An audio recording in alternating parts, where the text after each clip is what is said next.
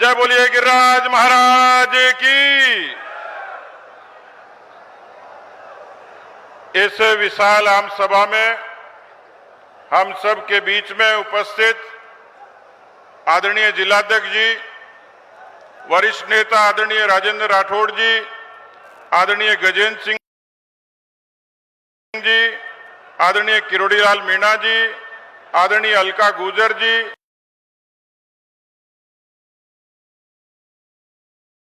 सांसद रंजीता जी और यहां पर उपस्थित पार्टी के सभी सम्मानित जनप्रतिनिधिगण, उपस्थित बहनों और भाइयों,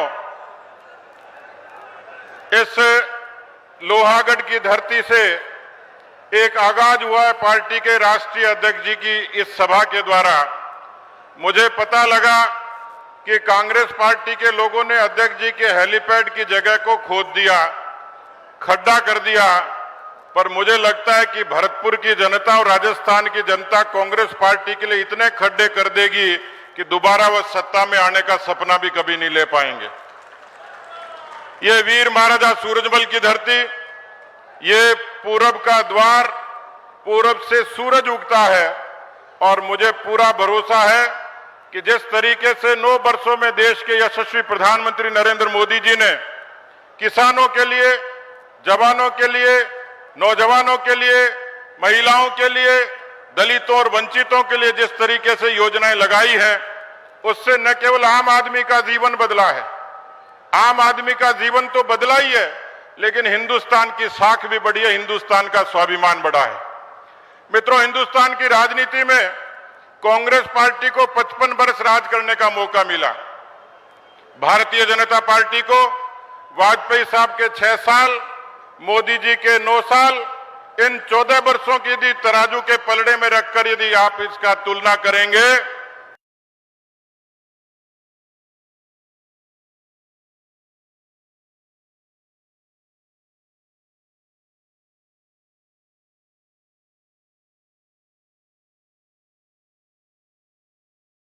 तो भारतीय जनता पार्टी का पलड़ा आपको भारी दिखेगा।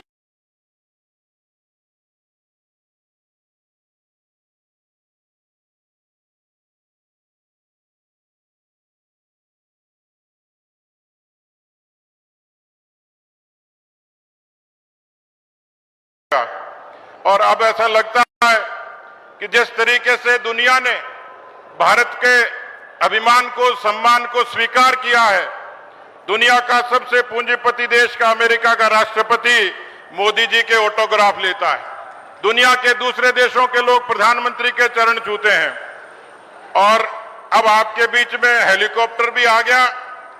ये हेलीकॉप्टर भारत की उस उड़ान का प्रतीक है जिसमें जेपी नड्डा जी जैसे कुशल संगठक, जिन्होंने भारतीय जनता पार्टी को कश्मीर से कन्याकुमारी और कच्छ से कामरूप तक मजबूती दी है। मैं आप लोगों से निवेदन करना चाह रहा हूं कि जिस तरीके से इस कांग्रेस पार्टी की राज के और सरकार के खिलाफ आपके मन में उत्कंठा है, निराशा है, आक्रोश है, ये पहली बार नहीं हुआ है। जब जब कांग्रेस पार्टी की सरकार आती है, भ्रष्टाचार का तांडव, किसानों से ठगी, नौजवानों से ठगी, वादा खिलाफी, कानून व्यवस्था को ध्वस्त करने का काम होता है। और ये सरकार ऐसी है, जैसे एक कवि ने कहा कि एक नए नए बने मंत्री ने अपने ड्राइवर से कहा, एक नए नए बने मंत्री ने अपने ड्राइवर से कहा, आज कार में चलाऊंगा। ड्राइवर ने कहा, हुजूर मैं उतर जाऊंगा, ये कार है, सरकार नहीं जो भगवान भरोसे चल जाए। अशोक गहलोत की सरकार ऐसी है मित्रों। राजस्थान के किसानों से ठगी की, 9,422 किसानों की जमीनें नीलाम हो गई। 78%, अभी किरोड़ीलाल जी भ्रष्टाचार का जिक्र कर रहे थे, 78% लोग राजस्थान के रिश्वत देते हैं, ये स्वीकार किया करप्शन सर्वे ने। राजस्थान में सबसे ज्यादा बेरोजगारी 28%, और उस बेरोजगारी का राजस्थान के नौजवानों पर इतना असर हुआ है। एक लड़के लड़की की सगाई हो गई, रीट की परीक्षा दी थी, थोड़े दिन बाद लड़की ने लड़के को फोन किया कि सगाई कैंसिल। उसने कहा क्यों? कि जब रीट कैंसिल हो गई तो सगाई भी कैंसिल। ये अशोक गहलोत की सरकार लोगों के सगाई तोड़ने का भी काम करती है मित्रों।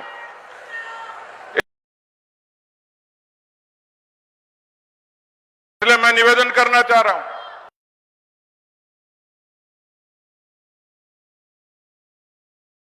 मैं भरतपुर की खबरें देखता हूं, शायद राजस्थान में ऐसा दृश्य कभी नहीं था कि अकेली औरत स्कूटी पे जा रही हो और उसको गोली मार दी जाए। सबसे ज्यादा कानून की बिगड़ी व्यवस्था यदि कहीं है तो राजस्थान में है। 9.5 लाख मुकदमे आज तक दर्ज नहीं हुए थे, 17 बलात्कार, 7 हत्याएं। ये राजस्थान की सरकार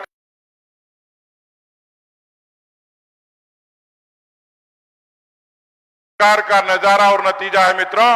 इसलिए मैं निवेदन करना चाह रहा हूं कि राजस्थान को जरूरत है डबल इंजन की सरकार की। देश की सरकार को मोदी जी ने मजबूती से चलाया है। राजस्थान की आवाम अब उस डबल इंजन की सरकार के लिए तत्पर और तैयार है। आज जेपी नड्डा जी और मंच पर विराजे सभी लोग इस बात का आगाज करेंगे।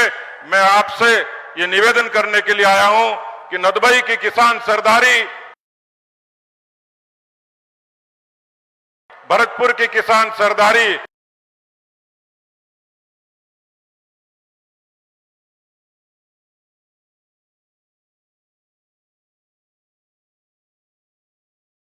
इस तरीके की भ्रष्ट, नकारा, निकम्मी इस सरकार को उखाड़ फेंकने का संकल्प ले।